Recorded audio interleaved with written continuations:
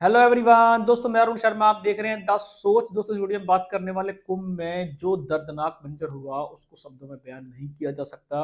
अब देखा जाए तो बीजेपी की सरकार के ऊपर साधु संत समाजों ने हमला बोल दिया है। शंकराचार्य ने तो योगी सरकार को जमकर लपेटा है और उनको धोखेबाज मुख्यमंत्री बताया है।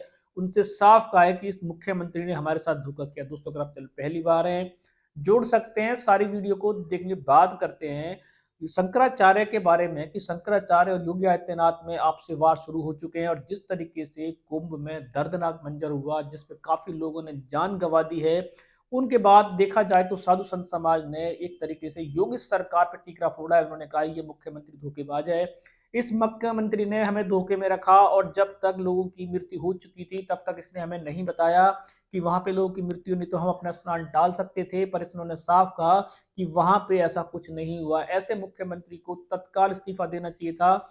शंकराचार्य के बाण योगी सरकार पे भारी पड़ते नजर आ रहे हैं। पर अब इसमें दो गुट हो चुके हैं। एक गुट कहता है कि शंकराचार्य बीजेपी को घेरने के लिए मौका ढूंढते रहते हैं। कुछ लोग कह रहे हैं कि शंकराचार्य की बात सही है, बीजेपी सरकार पर जम के हमले बरसाए गए हैं। साधु संत समाजों ने कहा कि हमने योगी से पहले ही एक अपना उनसे डिमांड की थी कि ये मिलिट्री के हवाले कर दो, पर योगी सरकार ने उनकी एक नहीं सुनी। और जिस तरीके से अखाड़ों ने डुबकी लगाई, जब तक लोगों की मृत्यु हो चुकी थी, अगर वो हमें समय रहते बताते तो हम शायद उस दिन उपवास रखते और स्नान को टाल दिया जाता। पर योगी सरकार ने सबको धोखे में रखा। उन्होंने कहा ये पूरी अफवाहें हैं, वहां पे किसी की मृत्यु नहीं हुई है, जिसके चलते बीजेपी को साधु समाजों ने जमकर घेरा है, जमकर लपेटा है। योगी तो इस्तीफा देंगे नहीं, पर फटकार सुनने के लिए वो तैयार हैं और काफी फटकार उनको शंकराचार्य हो, अन्य अखाड़े दल हो जो बीजेपी के साथ हो या बीजेपी के बगैर हो, वो सब योगी सरकार पर टीकरा फोड़ रहे हैं कि योगी सरकार ने जानबूझकर जिस तरीके से उनसे छुपाई ये बात, इसके विपक्ष में है। वो ये कहते हैं कि अगर किसी की मृत्यु हो गई थी, अगर वहां ऐसी भगदड़ मची थी तो वो अपना स्नान टाल सकते थे।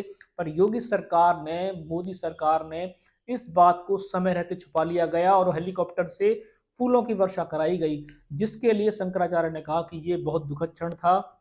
हम जनता के साथ रहते और अपना स्नान टाल सकते थे, पर योगी सरकार ने सारी वाहवाही लूट ली। और बाद में जिस तरीके से मंजर आया उससे योगी समाज और जिस तरीके से साधु संत समाज दुखी है, वो बीजेपी पर टीकरा फोड़ रहे हैं।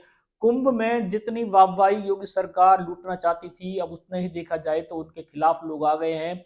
भले ही कुछ कैमरे के सामने ना बोलते हो, भले ही कुछ कैमरे के सामने बोल रहे हो, पर योगी सरकार को इस बार काफी टीकरों का सामना करना पड़ेगा। अब योगी समाज पे जितने भी हैं, योगी आदित्यनाथ को इस्तीफे की मांग तक की पेशकश की गई है, पर बीजेपी सरकार है जो लिपापोती कर रही है।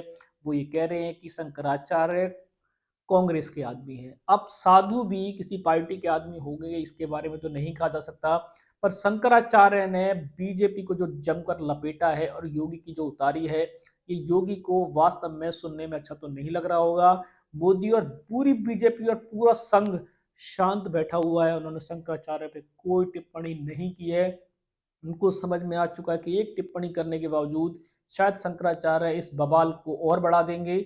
इसलिए योगी सरकार शांति से डांट खा खा कर भी मुद्दे को संभालने की कोशिश कर रहे हैं। पर शंकराचार्य हैं जिन्होंने योगी की जमकर उतारी है, जमकर भड़ास निकाली। अब देखते हैं कि आने वाले समय में शंकराचार्य के बाण और योगी के वार कैसे रहेंगे। क्या इस कुंभ पे राजनीति होती रहेगी, या जिन लोगों ने अपनी जान गंवाई है उनको वास्तव में न्याय मिलेगा और उनको जो मुआवजा योगी सरकार ने कहा है टाइम से पहले मिलेगा। और आने वाले जितने भी स्नान हैं, क्या योगी सरकार उस पे साधु संत समाज से मिलकर अन्य रूपरेखाओं को देखकर दुरुस्त है, ताकि आने वाला समय किसी के लिए खराब ना हो। दोस्तों, इस रुझान पे सटीक विश्लेषण लेके आएंगे। अगर आप चैनल पे नहीं जुड़े, जुड़ सकते हैं सारी वीडियो। तो मैं अरुण शर्मा मिलूंगा नई सोच के साथ। अपना ध्यान रखें।